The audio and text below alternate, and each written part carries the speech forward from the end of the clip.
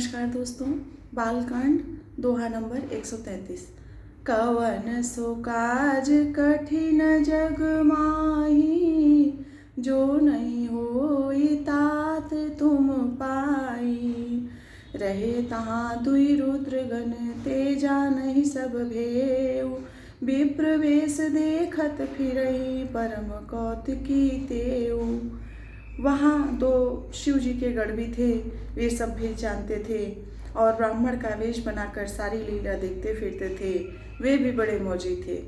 कवन सो काज कठिन जग माही, जो नहीं होई तात तुम पाई।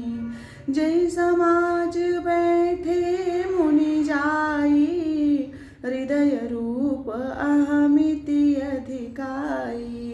तह बैठे महेश गण दो, विप्र वेश गति लखई न को। नारद जी अपने हृदय में रूप का बड़ा अभिमान लेकर जिस समाज पंक्ति में जाकर बैठे थे, ये शिव जी के दोनों गढ़ भी वहाँ बैठ गए। ब्राह्मण के वेश में होने के कारण उनकी इस चाल को कोई न जान सका। करहि कूटि नारद ही सुनाई, नीक दीन हरि सुंदरताई।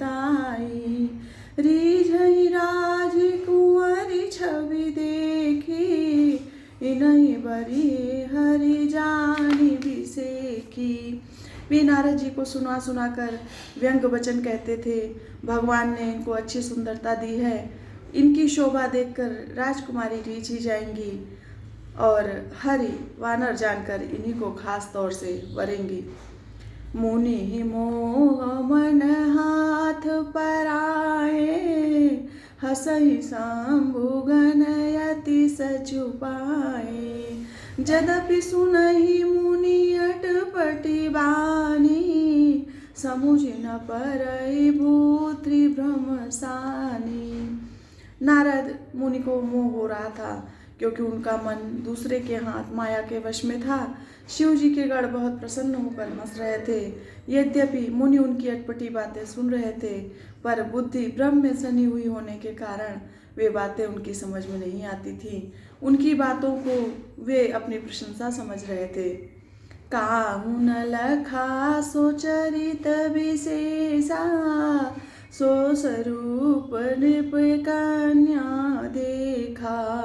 मरकट बदन भयंकर देहि, देखत हृदय क्रोध भातेहि।